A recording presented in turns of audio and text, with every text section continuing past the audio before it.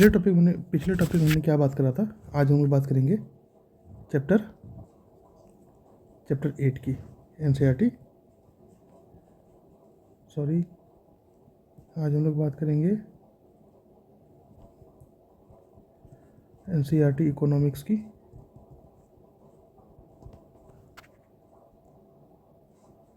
Chapter 8 के बारे में।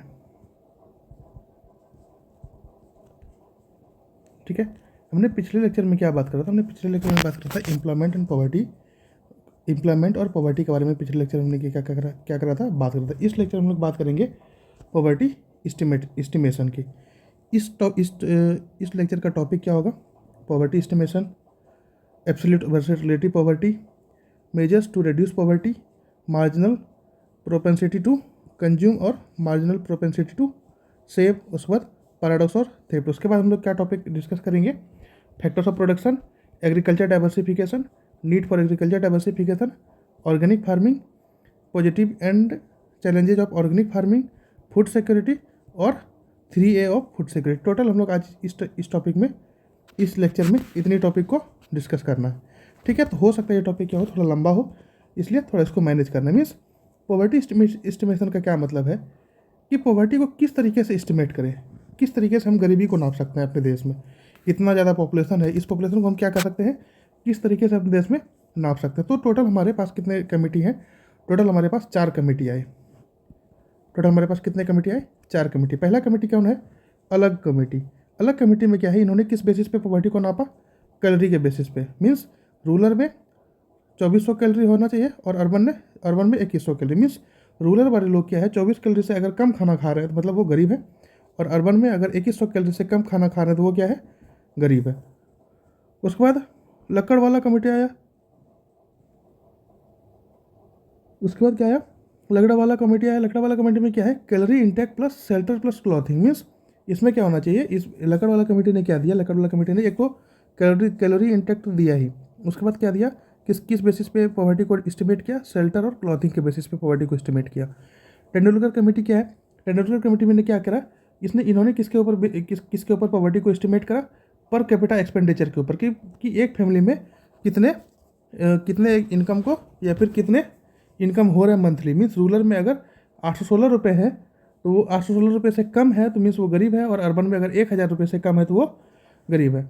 उसके बाद रंगाराजन कमेटी है। रंगाराजन कमेटी ने क्या करा, मंथली फैमिली एक्सपेंडिचर, मीन्स पूरा फैमिली मिल करके कितना को खर्च कर रहा है। मीन्स अगर रूरल में देखें 4860 रुपये अगर खर्च कर रहा है या उससे कम खर्च कर रहा है तो मीन्स वो गरीब है, और अगर अर्बन में 7035 रुपये अगर खर्च कर रहा है तो मतलब वो गरीब है। ठीक है,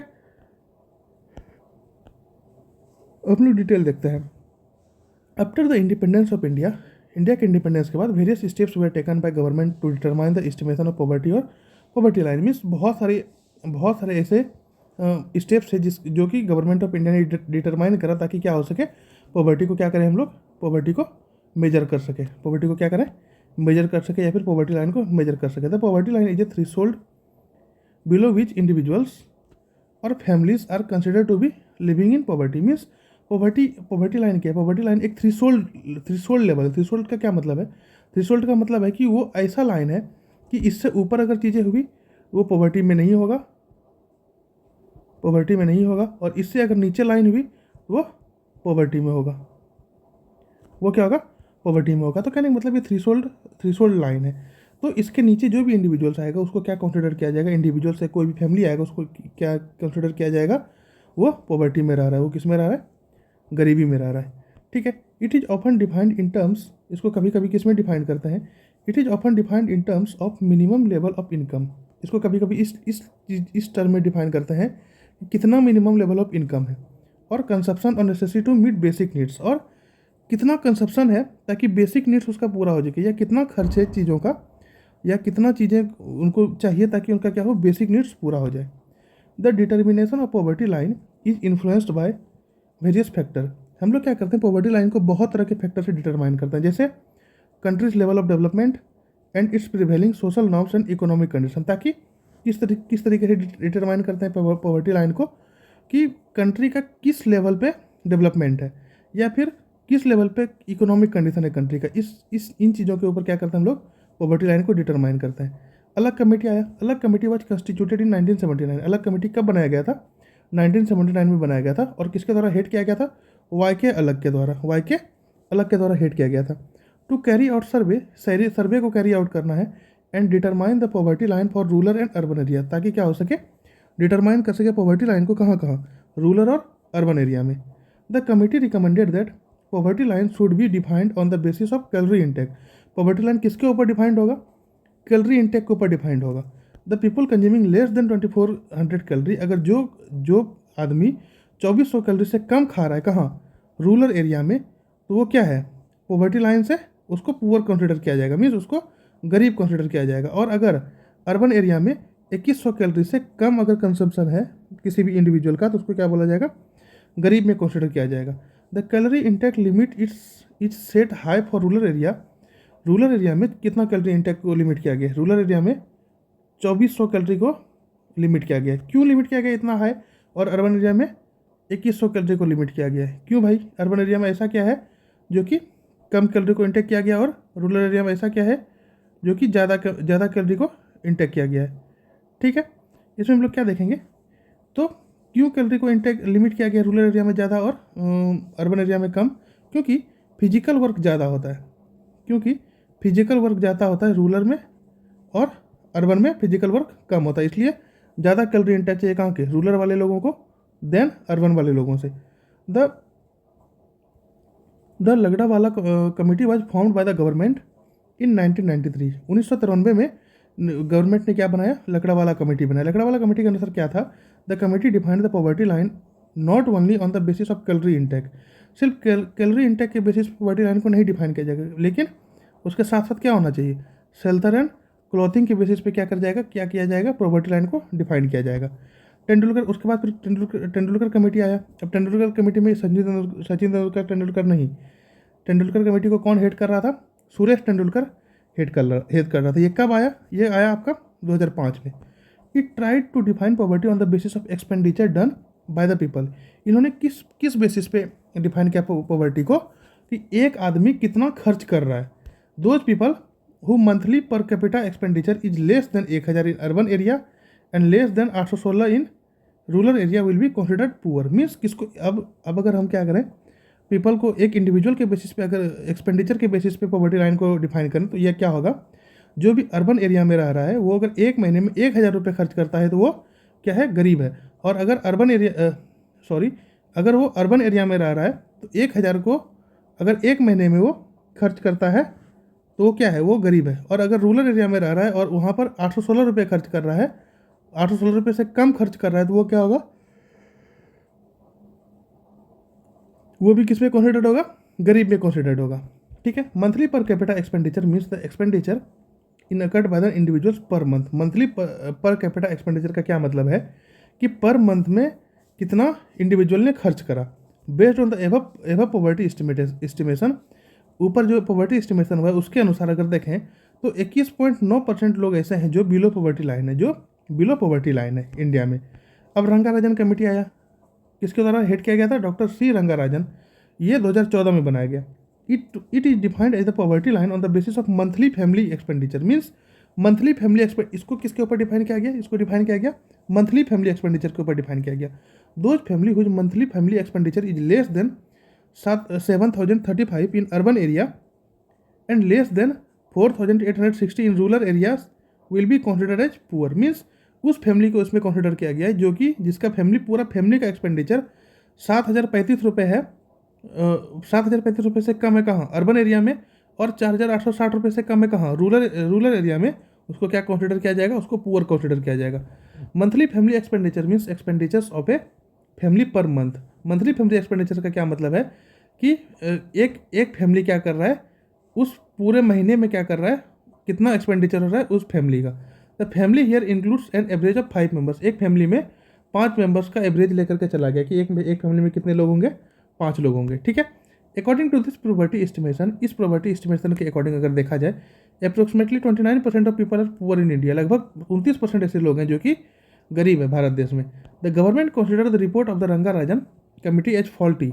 गवर्नमेंट ने क्या करा, इस रिपोर्ट को रंगाराजन कमेटी के रिपोर्ट को क्या कर दिया, फॉल्टी डिस्क्राइब कर दिया। क्यों, क्योंकि इसने क्या कर रहा था, percentage of poor people in India को क्या कर रहा था, इंक्रीज कर रहा था। क्यों?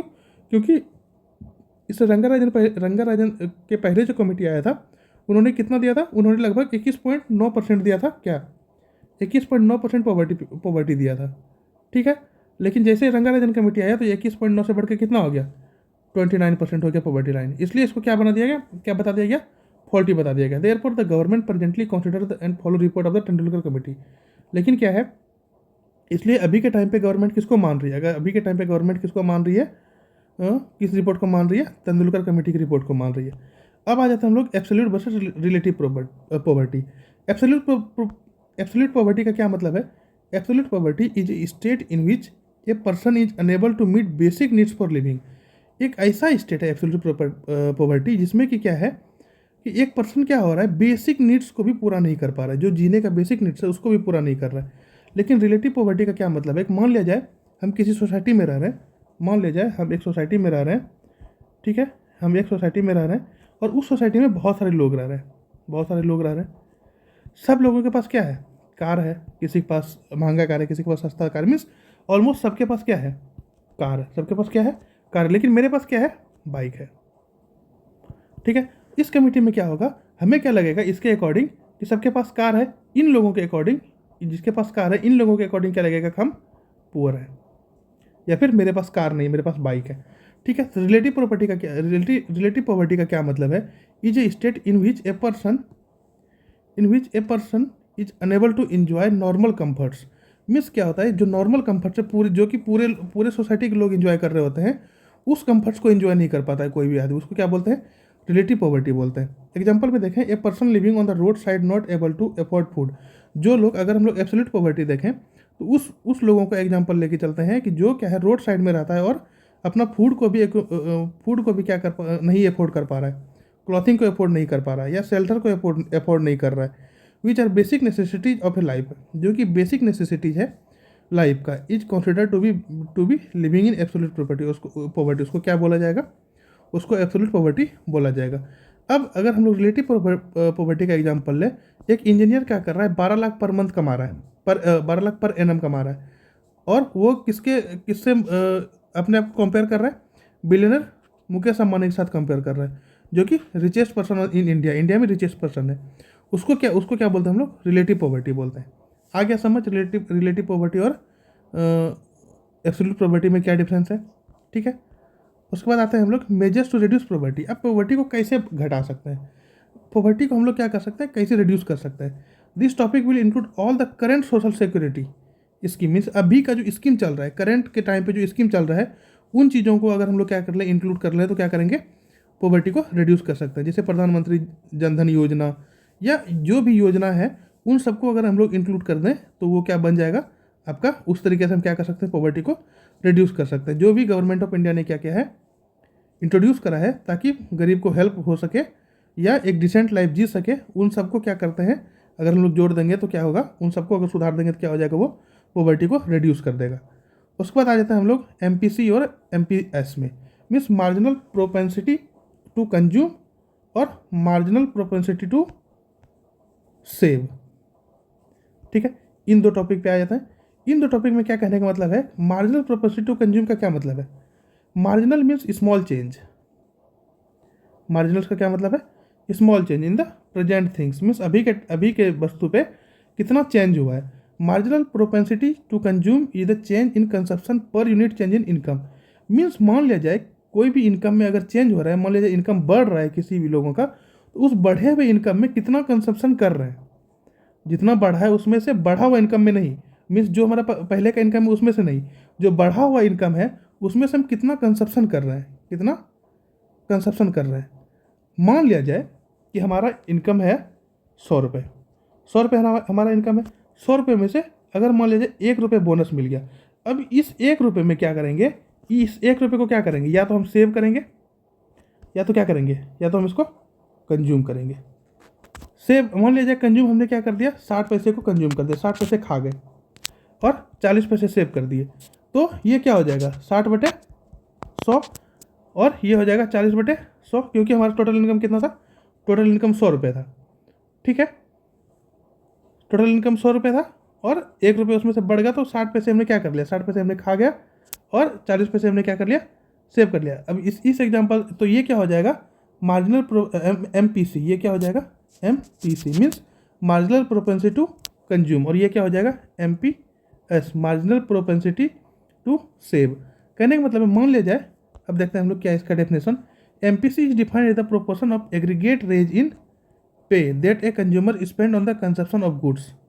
एग्रीगेट क्या है, एग्रीगेट रेज इन पे, जो भी इनकम पे हो रहा है उसमें जो एग्रीगेट रेज हुआ उसके स्पेंड को क्या बोलते हैं हम लोग, उसके स्पेंड को जाके किस में कंजप्शन करा, वो किस में खर्च करा, उसने गुड्स पे खर्च करा, सर्विस पे खर्च करा, और उसको सेव नहीं करा, उसको खर्च कर दिया, उसको क्या बोलते हैं, उसको हम लोग बोलते हैं MPC। MPC को कैसे डिफाइन कर सकते हैं, ये ऐसा प्रोपोर्शन है जो कि जो भी हम पे हो रहा है उसमें से कितना रेज हुआ है, उसमें से जो भी चीज़ें रेज हुई है, जो भी चीज़ें बढ़ी है, उस बढ़ी हुई चीज़ों को कंज्यूमर कितना स्पेंड करता है, कहाँ कहाँ, चाहे वो गुड्स में स्पेंड करे या फिर कहीं सर्विस में स्पेंड करे, वो सेव नहीं कर रहा उन चीज़ों को, वो क्या कर रहा है, उन चीज़ों को स्पेंड कर, उन चीज़ों को क्या कर रहा है, कंजप्शन में कंज्यूम कर रहा है, तो उसको क्या बोलते हैं MPC बोलते हैं। एग्जाम्पल में अगर मान लिया जाए किसी इंडिविजुअल क्या कर रहा है, सैलरी 5,000 का सैलरी उसको मिल रहा है, किसी इंडिविजुअल को क्या हो रहा है 5,000 की सैलरी मिल रहा है और 1 रुपये उसको बोनस मिला। अब उस 1 रुपये में क्या करा उसने, 60 पैसे क्या कर दिया, स्पेंड कर दिया और 40 पैसे सेव कर दिया उस 1 रुपये में से। तो MPC कितना हो गया, MPC हो गया 0.6 पैसे या फिर 60 पैसे बाय 1 रुपये, सॉरी ये ऐसे नहीं होगा, 40 बाय, हमें टोटल किसमें कितना करना है, टोटल हमें करना है, मान लिया जाए अगर हमने क्या करा 100 रुपये इनकम जनरेट करा, ये तो इनकम जनरेट है ही, लेकिन 1 रुपये अगर जो बोनस आया या फिर 1 रुपये एक्स्ट्रा चीज़ जो एग्रीगेट हुआ, तो इस 1 रुपये को हमने क्या करा, इस 1 रुपये को कितना, इस 1 रुपये को क्या करा, इस 1 रुपये को हमने क्या करा, कितना कंज्यूम करा और कितना सेव करा। मान लिया जाए हमने सेव करा 40 पैसे और इसमें से हमने कंज्यूम कर दिया, फिर खर्च कर दिया 60 पैसे। 40 पैसे क्या करा, सेव कर लिया और 60 पैसे कंज्यूम कर दिया इस 1 रुपये में से। ये 100 रुपये जो है वो तो है ही, लेकिन इस 1 रुपये का जो बढ़ा हुआ चीज़ है उसमें से क्या करा, 40 पैसे सेव कर लिया और 60 पैसे कंज्यूम कर लिया। ठीक है, इसी को क्या बोलते हैं हम लोग MPS और इसको क्या बोलते हैं MPC। ठीक है, out of his then the MPC would be 0.60, ये 60 पैसे, 1 रुपये का 60 पैसे। This show the percentage of money, ये क्या शो करता है, this show the percentage of money consumed out of raise in salary of the individual. ये क्या दर्शाता है कि जो भी मनी कंज्यूम्ड हुआ है किसमें से, जो भी सैलरी रेज हुआ है, जो भी सैलरी बढ़ा है किसी भी इंडिविजुअल का, जो भी सैलरी बढ़ा है उस बढ़े हुए सैलरी में से आदमी ने क्या करा, उस इंडिविजुअल ने कितना मनी को कंज्यूम करा, उसी को क्या बोलते हैं, उसी को बोलते हैं MPC। The value of MPC will always be less than और equal to 1 but never more than 1.5। किसी भी वैल्यू, अगर कोई भी वैल्यू है MPC का, तो वो क्या होगा, वो लेस देन इक्वल टू 1 होगा, लेस देन और इक्वल टू 1 होगा, या तो 1.5 से कभी ज़्यादा नहीं होगा। कहने का मतलब है कि मान लिया जाए कोई किसने अगर 1 रुपये कमाए, अगर 1 रुपये उसको बोनस मिला, तो ये क्या कर सकता है, या तो टोटल स्पेंड कर सकता है या तो टोटल क्या कर सकता है, सेव कर सकता है। टोटल अगर स्पेंड करा तो 1/1 मीन्स पूरा उसने खर्च कर दिया, और अगर टोटल सेव कर लिया तो 0/1 मीन्स 0। क्या हो सकता है, या तो 0 हो सकता है, it will be equal to 0 when the person consumes nothing, means total क्या करा, टोटल उसने सेव कर लिया, कुछ भी खर्च नहीं करा, वो क्या हो जाएगा, equal to 0 out of money received where it will equal to 1, और वो इक्वल टू 1 हो जाएगा when the person consumes all the money, या तो पूरा का पूरा उसने क्या करा, पूरा का पूरा स्पेंड कर दिया, पूरा का पूरा मनी को क्या कर दिया, जो भी उसको मनी मिला था 1 रुपये, उस 1 रुपये को पूरा क्या कर दिया, पूरा का पूरा खर्च कर दिया। उसको क्या बोलते हैं हम लोग, उसको बोल दिए वो क्या हो गया, 1 हो गया। मीन्स क्या हो सकता है, ये MPC क्या हो सकता है, तो 0 हो सकता है या तो 1 हो सकता है, या तो 1 और 0 के बीच में हो सकता है। ठीक है, MPC क्या हो सकता है, 0 हो सकता है। कब 0 होगा, consumption is ₹0 out of aggregate raise in pay. क्या हुआ है, कंजप्शन 0 रुपये किया है, मीन्स 0 रुपये खर्च करा है। अगर MPC 0 से ज़्यादा है और 1 से कम है, मीन्स कुछ अमाउंट को क्या करा उसने, जो भी बढ़ा हुआ अमाउंट है उसमें से कुछ अमाउंट को क्या करा है, कंज्यूम करा है, और कुछ अमाउंट को क्या करा है, सेव करा उसी को क्या बोल दिया, उसी को बोल दिया एमपीसी कहाँ से कहाँ तक होगा, 0 से लेकर के 1 तक होगा। अगर क्या करा, अगर कंज्यूमर ने क्या करा, पूरा अमाउंट को खर्च कर दिया, पूरा 1 रुपये को कहीं ना कहीं खर्च कर दिया, तो वो क्या हो गया, वो एमपीसी इक्वल टू 1 हो गया। जो भी उसका बढ़ा हुआ सैलरी था, मीन्स अगर 2 रुपये बढ़ाए, 4 रुपये बढ़ाए, 10 रुपये बढ़ाए, तो 10 रुपये का 10 रुपये क्या कर दिया उसने, खर्च कर दिया। ठीक है, 10 का 10 रुपये क्या कर दिया। मान लिया जाए कि हमें पहले पहले मान लिया जाए 5,000 था हमारा सैलरी। ठीक है, 5,000 सैलरी था, 5,000 सैलरी में से क्या हुआ, 200 या मान लिया जाए 2 या 500 क्या हो गया, बढ़ गया। अब क्या हो गया, हम किसको डिटरमाइन करेंगे, हम डिटरमाइन करेंगे एमपीसी या एमपीएस को निकालने के लिए इस 500 रुपये को।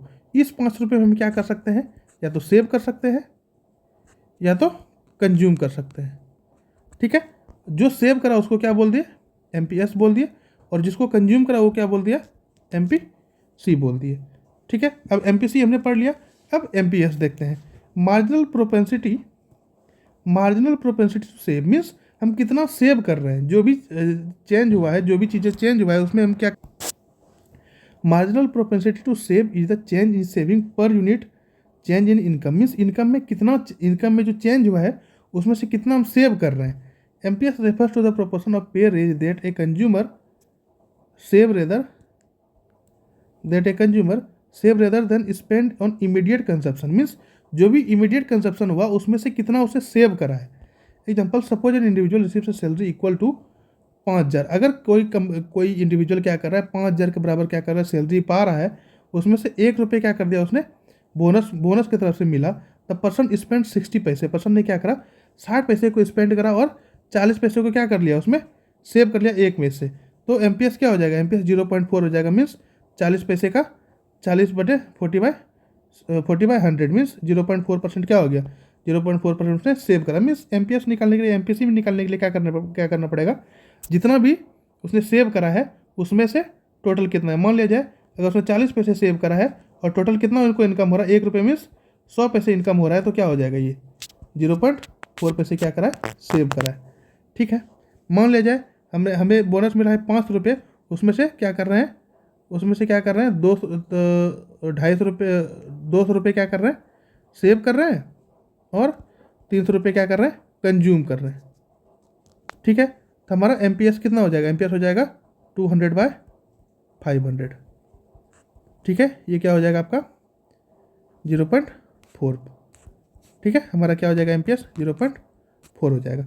ठीक है, the sum of marginal propensity और to consume and marginal propensity to save will be equal to means ये दोनों का सम कितना होना चाहिए, MPC plus MPS equal to 1। कहने का मतलब है कि कुछ भी अगर हम किसी भी चीज़ को लेकर के चले, किसी भी चीज़ कोई भी एग्जांपल लेकर के चले, तो दोनों का सम कितना हो जाएगा, दोनों का जोड़ कितना होगा, दोनों का योग होगा 1। The value of MPS will be equal to less than और equal to 1 but never be more than 1। MPS का वैल्यू कम हो सकता है या 1 के बराबर हो सकता है, लेकिन 1 से ज़्यादा नहीं हो सकता है। ठीक है, it will be equal to 0, ये 0 हो सकता है। When the person saves nothing, जब पर्सन के पास कुछ भी नहीं है बचाने को। Out of money received where it will be equal to 1 when the person saves all the money. इसमें 2 केस हो सकता है, एमपीसी और एमपीएस दोनों सेम चीज़ है, लेकिन एमपीसी में क्या है, हमने कितना कंजप्शन करा वो दर्शाता है, और एमपीएस में क्या है, हमने कितना सेव करा वो दर्शाता है। कहने का मतलब है 0 अगर कहाँ होगा, 0 होगा कि हमने क्या करा, कुछ भी चीज़ों को सेव नहीं करा। एमपीएस अगर 0 हुआ तो कहने का मतलब है कि कुछ भी चीज़ों को सेव नहीं करा, और एमपीएस अगर 1 हो गया कहने का मतलब हमने सारी चीज़ों को क्या कर लिया, सेव कर लिया, खर्च कुछ भी नहीं करा। और अगर इन दोनों के बीच में है, 0 और 1 के बीच में है, तो कहने का मतलब है कि हमने सेव भी करा है कुछ चीज़ें और कुछ चीज़ें खर्च भी करा है। ठीक है, एमपीएस 0 का क्या मतलब है कि हमने जो भी मनी रिसीव करा उसको सारा का सारा सेव कर लिया। ठीक है, एमपीएस 0 से लेकर के 1 तक का क्या मतलब है save some amount out of money received means कुछ अमाउंट को क्या करा, सेव कर दिया, और कुछ अमाउंट को क्या कर लिया, कुछ अमाउंट को कंजप्शन में डाल दिया। ठीक है, एमपीएस 1 मतलब सारे अमाउंट को क्या कर लिया, जो भी अमाउंट मिला है हमको वो सारे को सेव कर लिया। इसमें से जो अमाउंट मिला है, एमपीएस 0 का क्या मतलब है, जो भी अमाउंट मिला है, जो भी रिसीव हुआ है सबको कर लिया, उसमें से 0 रुपये को 0 को सेव किया, मीन्स कुछ भी सेव नहीं करा। अब है paradox of thrift. Paradox of thrift का क्या मतलब है, पैराडॉक्स का मतलब है कि कॉन्ट्राडिक्टरी। किसी भी लोगों में कंट्राडिक्टरी क्वालिटीज को क्या बोलते हैं, पैराडॉक्स बोलते हैं। या फिर कुछ भी ऐसा सिचुएशन आ जाए, कुछ ऐसा फेजेज आ जाए जो कि क्या हो जाए, कॉन्ट्राडिक्टरी हो, उसको क्या बोलते हैं, पैराडॉक्स बोलते हैं। Thrift means the quality of using money carefully and not wastefully. Thrift का क्या मतलब है, थ्रेफ्ट का मतलब है कि हम लोग के पास जो मनी हमारे पास जो है, या पैसे जो हमारे पास है, वो हम किस तरीके से यूज कर रहे हैं, वो हम क्या कर रहे हैं, केयरफुल्ली यूज कर रहे हैं या फिर उसको बर्बाद कर रहे हैं। ठीक है, तो जो भी केयरफुल्ली यूज कर रहे हैं, जो भी मनी केयरफुल्ली यूज कर रहे हैं, अब मनी पे केयरफुल्ली क्या यूज कर रहे हैं, मीन्स हम मनी को क्या कर रहे हैं, सेव कर रहे हैं। तो कहने का मतलब है कि थ्रिफ्ट का क्या मतलब है, थ्रिफ्ट का मतलब है कि मनी को जो भी हमने सेव करा है वही थ्रिफ्ट है। और हमें क्या लगता है कि अगर मान लीजिए, हमें क्या लगता है, हमें ये लगता है कि अगर हम मनी को सेव कर रहे हैं, या फिर अगर हम मनी को क्या कर रहे हैं, सेव कर रहे हैं, उसमें क्या होगा, अगर हम पैसे को सेव कर रहे हैं उससे क्या होगा, इकोनॉमिक ग्रोथ होगा, उससे क्या होगा, इकोनॉमिक ग्रोथ होगा। लेकिन ऐसा नहीं है, अगर हम मनी को सेव कर रहे हैं उससे क्या होगा, मनी को हम सेव करते गए करते गए करते गए, तो इससे क्या होगा, इससे होगा कि आपका कंपनी नहीं चलेगा, कंपनी से कुछ भी सामान नहीं खरीदेंगे।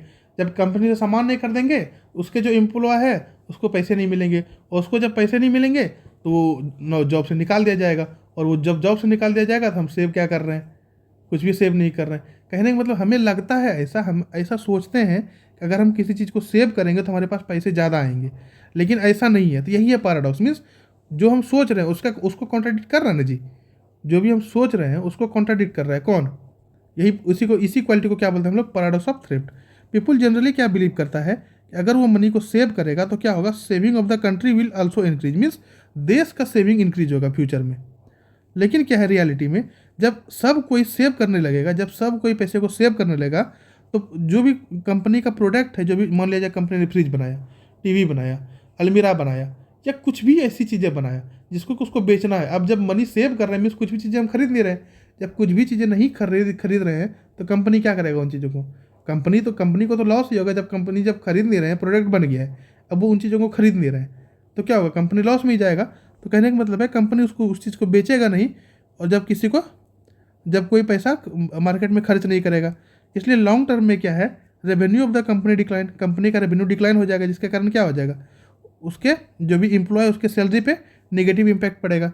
उसके बाद the salary of the employ would be reduced, और जो भी सैलरी है एम्प्लॉय का वो कम हो जाएगा, and thus they would no longer be in position to save, और इसके कारण क्या होगा, उसके कारण वो सेव नहीं कर पाएगा मनी को।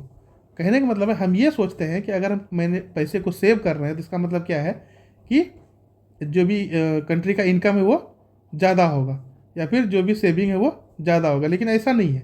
ये हम लोग पैराडॉक्सली सोचते हैं, मीन्स हम लोग क्या करते हैं, कॉन्ट्राडिक्ट, जो भी सोच रहे हैं उसके कॉन्ट्राडिक्ट काम हो रहा है, इसी को बोलते हैं paradox of thrift.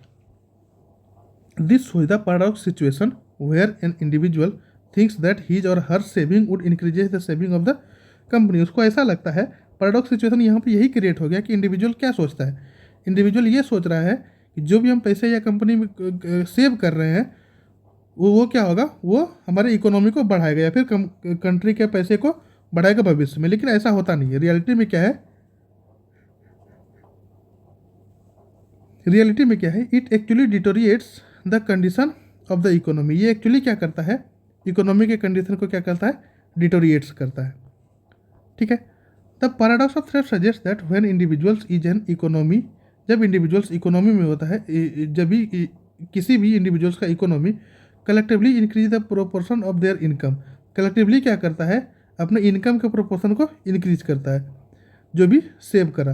The total value of saving in the economy में be not necessarily increase, the total value of saving क्या हो सकता है किसी भी इकोनॉमी में, ऐसा नहीं है कि वो बढ़ेगा ही।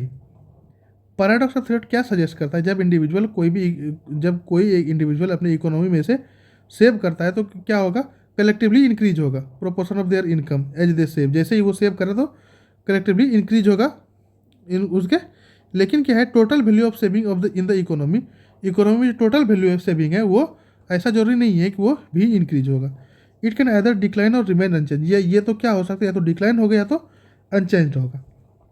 जो सेविंग क्या वो सेविंग का सेविंग रह जाएगा, या तो धीरे धीरे क्या हो जाएगा, वो घटते जाएगा। The paradox of thrift occurs when an increase in the overall saving rates in an economy does not necessarily lead to total higher saving, means जो भी पैराडॉक्स ऑफ थ्रिफ्ट है ये कब अकर्स होता है, या फिर ये कब इंक्रीज होता है, increase in the overall saving rate, ये किस में इंक्रीज होता है? ओवरऑल सेविंग रेट में इंक्रीज होता है किसी भी इकोनॉमी में। ये does not necessarily lead to total higher saving. ये क्या करता है? ये ऐसा नहीं, ऐसा जरूरी नहीं है कि ये टोटल जो भी सेविंग है उसमें इंक्रीज होगा। एग्जाम्पल में देखते हैं, कोविड के टाइम में, ड्यूरिंग द कोविड-19 pandemic, people started to save thinking about the uncertainty in the future. People ने क्या करा? भविष्य को लेकर के, भविष्य में जो अनिश्चितताएं थी उसको लेकर के क्या करने लगा? चीज़ों को सेव करने लगा। लेकिन कोई भी आदमी क्या कर रहा था? मनी को स्पेंड नहीं कर रहा था इन द मार्केट। दस company started facing a difficult situation. इसलिए कंपनी ने क्या करने लगा? कंपनी ने एक ऐसा सिचुएशन झेलने लगा जहाँ पर प्रोडक्ट क्या हो रहा था? प्रोडक्ट सोल्ड नहीं हो रहा था। The company started to cut the salary. उसके बाद कंपनी ने क्या करा? अपने एम्प्लॉय के सैलरी को कट करना शुरू किया। In fact many people were fired. बहुत सारे लोगों को निकाल दिया गया अपने जॉब से, और उसके कंपनी के कॉस्ट को भी कट कर दिया गया। इसके कारण क्या हुआ? The economic condition deteriorated. Economic condition deteriorate हो गया और people were no longer in a position to save money. और पीपल के पास कोई ऐसा चारा नहीं रहा कि वो क्या करे? सेव करे अपने मनी को। ठीक है, अभी हमारा लेक्चर ज़्यादा लंबा हो जाएगा, इसलिए इसको यहीं छोड़ते हैं। अब हम लोग इसी चैप्टर 8 का पार्ट 2 पढ़ेंगे। कहाँ? नेक्स्ट लेक्चर में। Thank you so much. इसी लेक्चर का पार्ट 2 पढ़ेंगे, चैप्टर 8 का पार्ट 2। नेक्स्ट लेक्चर में पढ़ेंगे हम लोग चैप्टर 8 का पार्ट 2। ठीक है, तब तक के लिए थैंक यू सो मच। जय हिंद, जय भारत।